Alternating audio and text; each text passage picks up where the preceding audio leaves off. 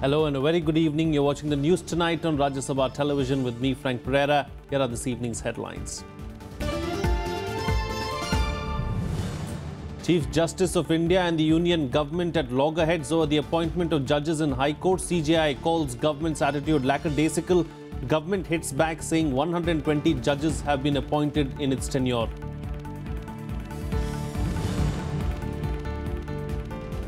Revolutionary Cuban leader Fidel Castro dies aged 90. Castro was in poor health since 2006 due to an intestinal ailment.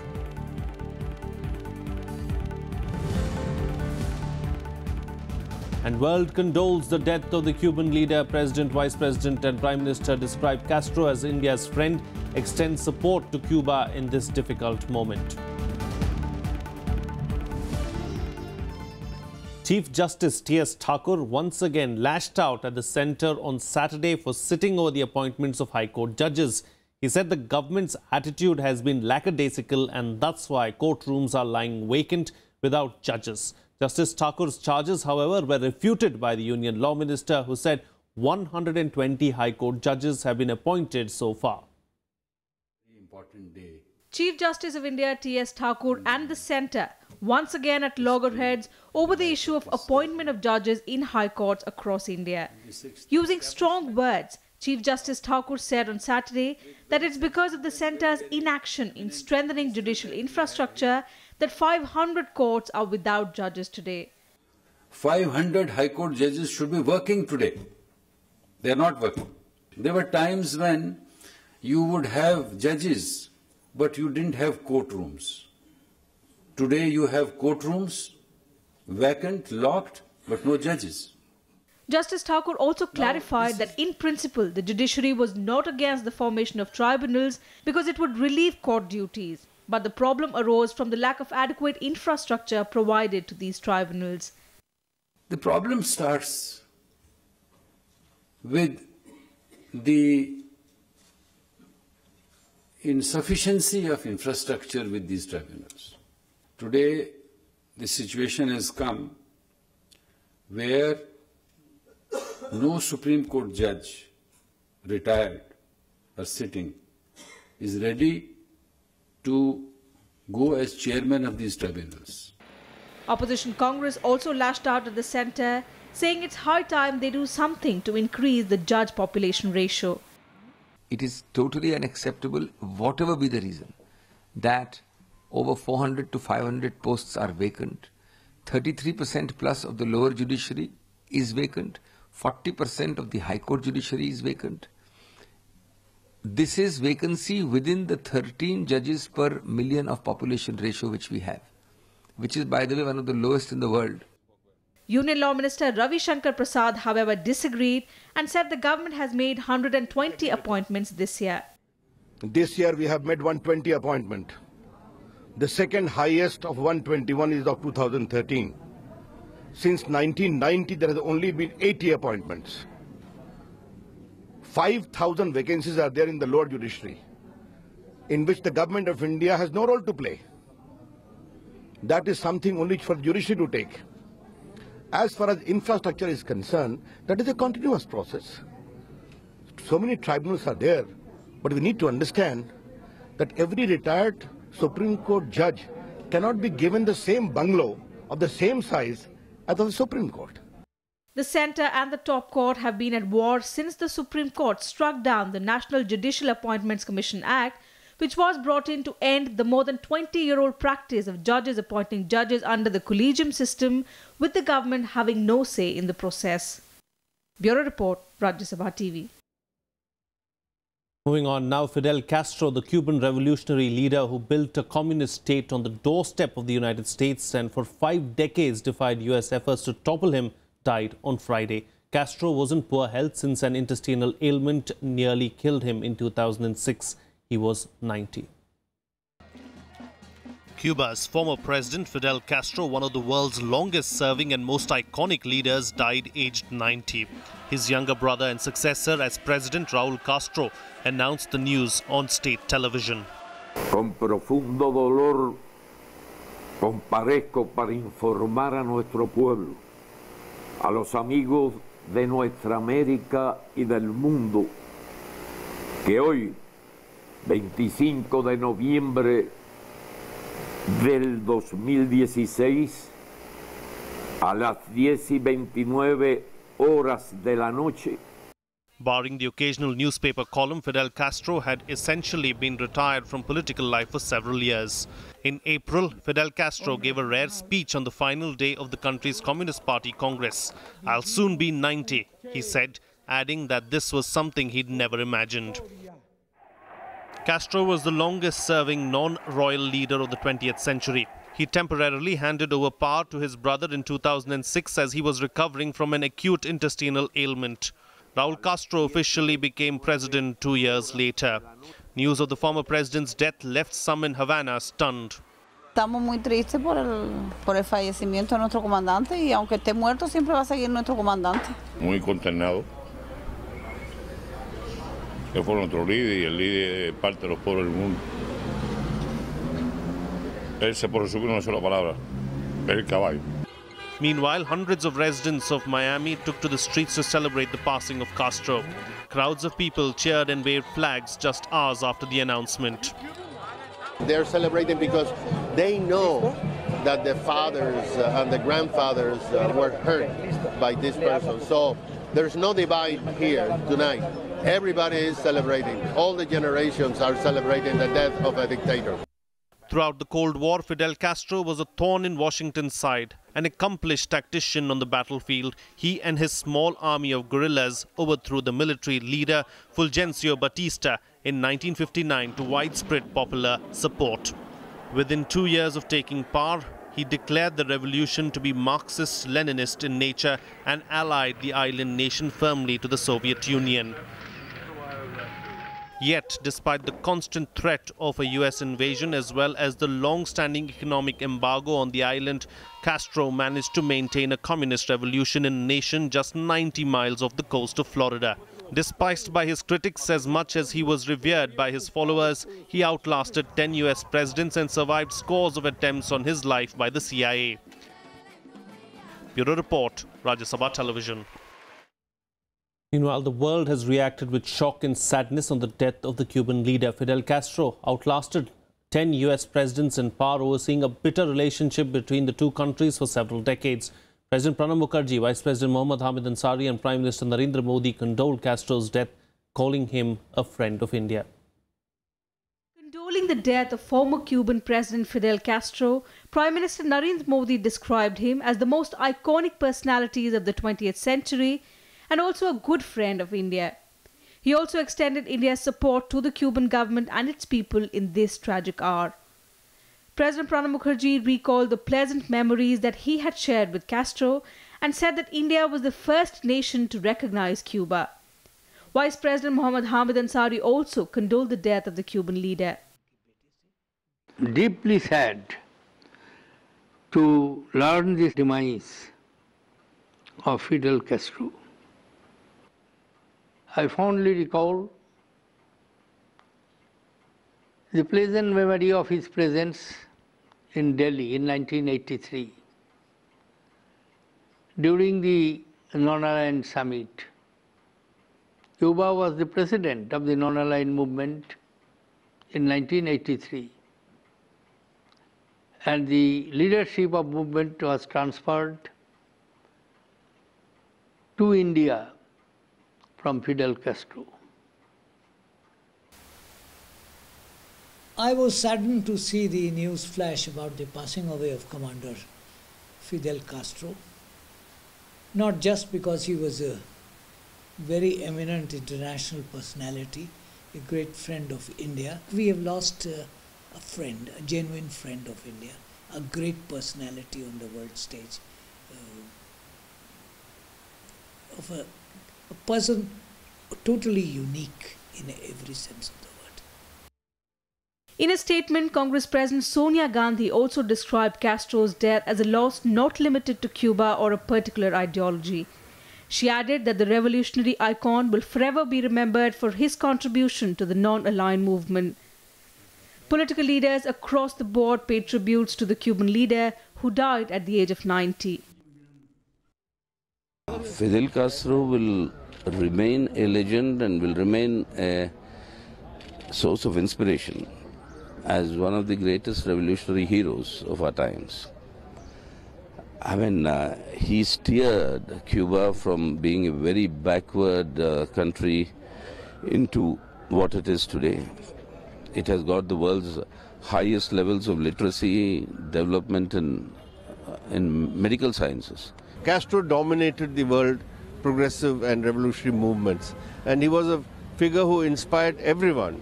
All of us who were young and students at that time, for us the hero, revolutionary hero, used to be Fidel Castro. So in that sense, it's an end of an era, but in another sense, his revolutionary legacy will live forever. Fidel Castro is a person who evokes many strong reactions this way and that way. But even his worst enemies will not deny that he's an icon of an era. He is a figure who represented an era, and his achievements in that era against humongous unimaginable adversities has to be saluted. As news spread across the globe, tributes from world leaders poured in. Venezuelan President Nicolas Maduro transmitted his heartfelt condolences to the people of Cuba via a telephone interview to a news channel. De los revolucionarios, de los patriotas, de los chavistas venezolanos, al pueblo de Cuba. Conversé con Raúl. Fidel Castro a été une grande figure du XXe siècle. Il a suscité beaucoup d'espoir avec la révolution cubaine. Il a été pour beaucoup de peuples d'Amérique latine, et pas seulement, un moment, une référence. Il y a eu aussi des désillusions, mais Fidel es un hombre, Fidel como hermano, un gran ser humano, Fidel como político, un gran revolucionario. Cuba has announced 9 days of national mourning for its late leader and said his ashes will be buried at a ceremony on the 4th of December in Santiago de Cuba. Castro's ashes will be buried after a 4-day procession through the country. Bureau Report, Rajya Sabha TV. The 28th of November will witness a nationwide protest against demonetization being organized by 15 opposition parties that have come together on the issue. While regional rivals have come together, they may take up different tactics to maintain their identities. The left parties have called a 12-hour Bandh to mark the day, but in West Bengal, where they have a huge presence, Mamata Banerjee's Trinamool Congress has opposed the protest. The opposition parties will launch a countrywide protest Akrosh Divas on Monday, November 28, over the BJP-led NDA regime's demonetization move. Around 15 opposition parties have joined hands for the protest. This comes in the backdrop of a continuing deadlock in Parliament, with the government refusing to agree to a discussion in Lok Sabha that ends in a vote. The opposition has demanded a rollback of the decision if the government cannot ensure a better implementation of the move. On Friday, they also demanded an apology from the Prime Minister. 28 तारीख को सोमवार को पूरे देश में जन आक्रोश दिवस मनाया जाएगा, जिसमें डिस्ट्रिक्ट लेवल पे, ब्लॉक लेवल पे, स्टेट कैपिटल पे लोग अपना आक्रोश दिखाएंगे, अलग अलग तरीके से दिखाएंगे। कोई तोड़ फोड़ नहीं करेंगे, लेकिन आराम से सभाएं करेंगे, छोटी मीटिंग करेंगे, बड़ी मीटिंग करेंगे, प्रोसेशन निकालेंगे। ये एक आक्रोश तरीका है। नहीं, उसको उनको भीतर आकर के सारी चीज कहना चाहिए। ये सदन चल रहा, लोकसभा चल रही, तो इससे ज्यादा बेहतर फोरम तो कोई है नहीं। Uphold the constitutional morality. Parliament is supreme in our democracy, and Parliament represents the will of the people. Mr. Modi, the Prime Minister, should come to the Parliament. He should listen to the debate. He should reply to the debate or respond to the debate. Instead of that, Mr. Prime Minister goes on making speeches outside Parliament. BSP Supremo Mayawati addressed a press conference on Saturday, slamming the government over the move. तो इनका ये फैसला पूरे तौर से 100% अपने राजनीतिक स्वार्थ में ही लिया गया आका जा रहा है, जिससे पूरे देश में अफरा तफरी व त्राही त्राही मची हुई है। आर्थिक इमरजेंसी जैसे हालात पैदा हो गए हैं, जो अति निंदनीय है। Meanwhile, West Bengal Chief Minister Mamata Banerjee will sit on a dharna in Patna on November 30th to demand a rollback of the centre's decision. Banerjee, who is at the forefront of the agitation against scrapping of high-denomination currency notes, has planned to hold protests in different parts of the country. TMC has also invited other parties to join the sit-in. ये all India Trinamool Congress का programme है। All India Trinamool Congress के तरफ से हम लोग सबका आमंत्रण करेंगे। Earlier in the day, Bihar Chief Minister Nitish Kumar supported demonetization but criticized its poor implementation. नोटबंदी से काम नहीं चलेगा। नोटबंदी के साथ अब हम आग्रह करेंगे केंद्र सरकार से और माननीय प्रधानमंत्री जी से कि भाई इसके साथ अब बेनामी संपत्ति को भी हिट करिए मजबूत। Even as most political parties criticize the government's move, many citizens feel that it is a good step to flush out black money. बिल्कुल 100% उनका जो हमारे को जो स्टेटमेंट है, उनका जो पॉलिसी है, हम तो बहुत एक्सेप्ट करते हैं उसके लिए। ठीक है, बस पहले उन्हें ये करना था, बड़े बड़ों पे रेट मारना था। हम छोटे लोग परेशान हो गए धंधे वाले। काला धन बाहर आ जाता, गरीबों के लिए बहुत अच्छा है, बहुत अच्छा काम करे। 70 साल से छुप के बैठे सो था, अभी बाहर निकल रहा, सबको बड़े लोगों को तकलीफ हो रहा। On November 8, the union government had banned 500 and rupees 1000 currency notes. Bureau Report, Rajya Sabha TV. Well, normalcy returned to the Kashmir Valley on Saturday after the separatist shutdown was relaxed for the weekend for only the second time in over 4 months. Government offices and business establishments reopened and vehicles returned to the roads due to the relaxation. Kashmir has been under a clampdown for nearly 5 months since the killing of Hizbul militant Burhan Wani. Meanwhile, a BSF soldier was injured on Saturday as militants ambushed an army convoy in Jammu and Kashmir's Handwara district.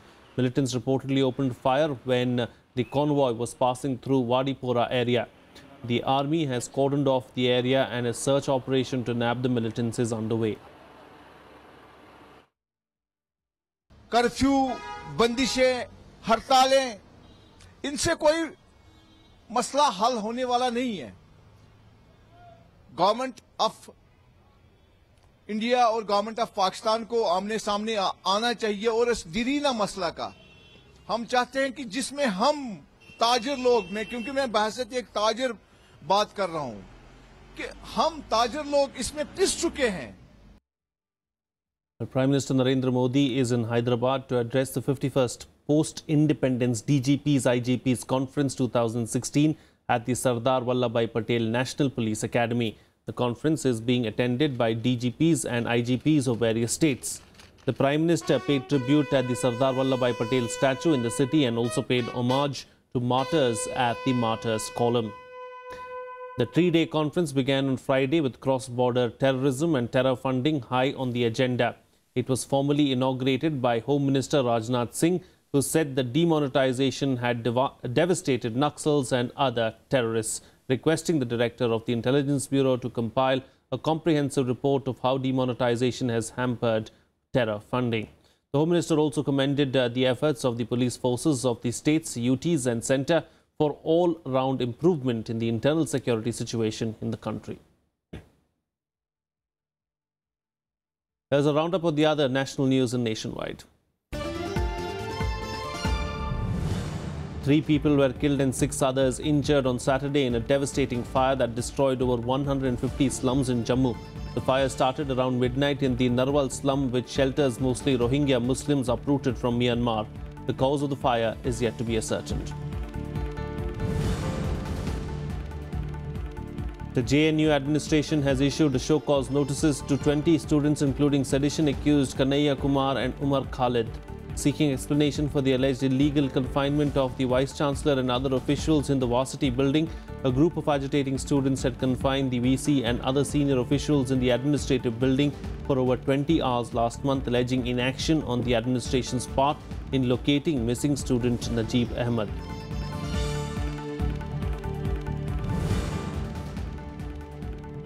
In a bid to further intensify the crackdown against liquor, Bihar Chief Minister Nitish Kumar on Saturday instructed the police to check whether those linked with liquor trade previously had found an alternate vocation and to book those who were continuing with the trade.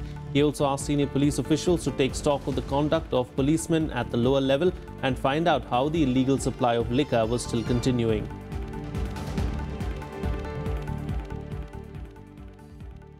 Well, it's time for a short break now, but news and updates will continue on the other side. Stay tuned. We'll be right back.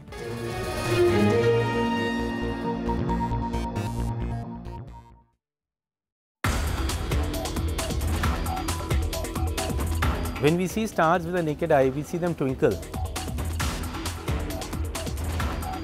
And that is not because that the star itself is twinkling, it is because the light is passing through the Earth's atmosphere. Disturbances or irregularities in the atmosphere cause the twinkling. One of the Nobel Prizes in physics was given to people who studied one very particular interesting pulsar. Watch Eureka with Senior Professor Yashwant Gupta, Dean of GMRT Observatory, Pune on Rajya Sabha television.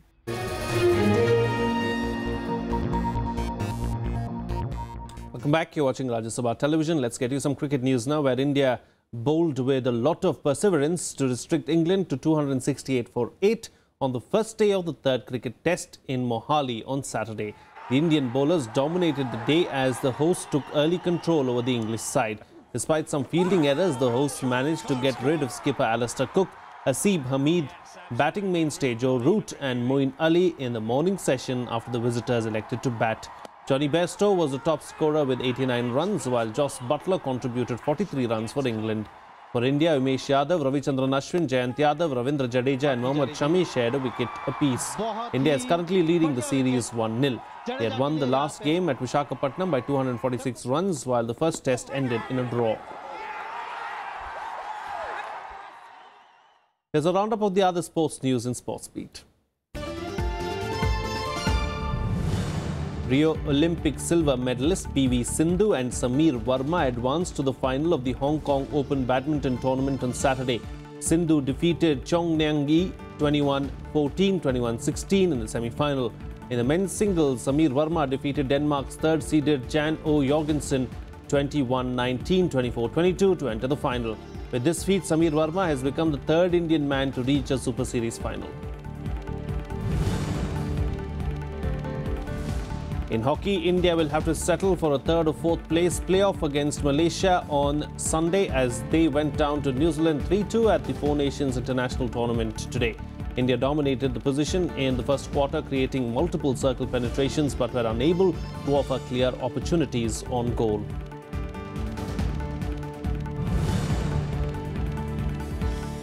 Teen golfer Aditya Ashok put herself in line for a second straight title as she moved into the shared lead at the end of the third round of the Qatar Ladies Open on Friday.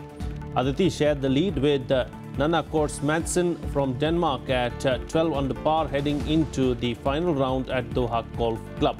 The other Indian to make the cut, Neha Tripathi, added a round of 72 to her earlier rounds of 74 and 70 to be tied 43rd.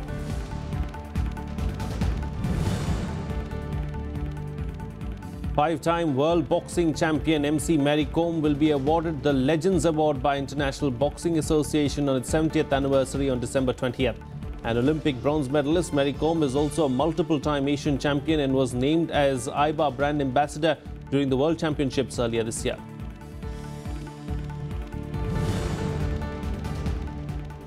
Argentina fought back to level an absorbing Davis Cup final against host Croatia as Juan Martín del Potro beat Ivo Karlovic 6-4, 6-7, 6-3, 7-5 after Marin Cilic's 5-set defeat of Federico Del Bonis on Friday. Neither Cilic nor Argentine Del Potro were originally picked for Saturday's doubles, but both teams' talismans are now likely to be called upon for a potentially pivotal contest in what is shaping up to be a knife-edge tie. Well, one of the three battleground U.S. states won by President-elect Donald Trump, Wisconsin, will recount its votes after it received two petitions in this regard from a third-party candidate. The candidate had alleged that Russian hackers may have infiltrated the voting systems.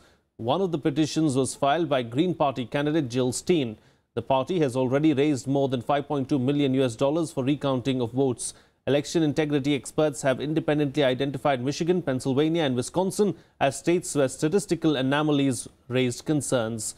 The Green Party also plans to challenge the election results in Pennsylvania and Michigan too. The recount process, including an examination by hand of the nearly 3 million ballots tabulated in Wisconsin, is expected to begin late next week. The state faces a December 13 deadline to complete the recount. There's a roundup of the other international news in Global Buzz. A group of militants on Saturday attacked a mosque at an army facility in northwest Pakistan, triggering a shootout in which 4 insurgents and 2 soldiers were killed. The attackers were wearing suicide jackets and opened fire while attempting to enter the mosque. 15 troops were also reportedly injured in the attack.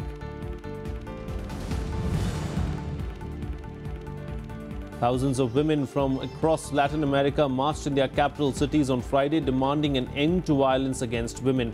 While women in Colombia marched to Bogota's Bolivar Plaza a day after a new peace deal was signed between the government and Marxist rebels, similar scenes were witnessed in Chile. The demonstration was carried out as part of a worldwide movement for International Women's Day. A strong 6.7 magnitude earthquake jolted Akitao County in the quake-prone Xinjiang region of China on Friday night. 1 person is reported to have died. The epicenter of the quake was located at a depth of 10 kilometers. Police evacuated residents from homes following risk of collapsing. An emergency response was initiated by the Regional Seismological Bureau.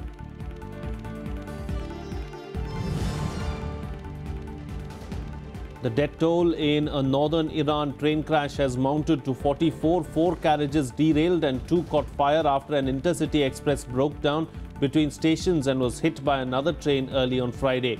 A mechanical failure had forced the intercity express train to stop between stations.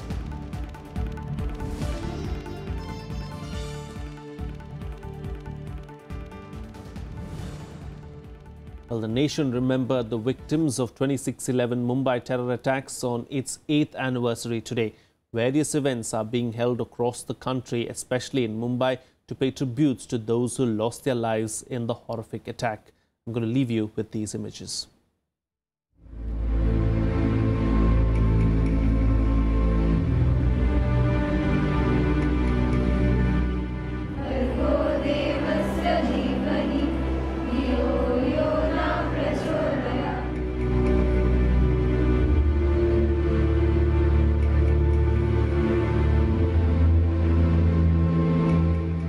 से तो मैं कभी उभर नहीं पाई, वो आशा हमेशा मेरे ज़हन में बसा।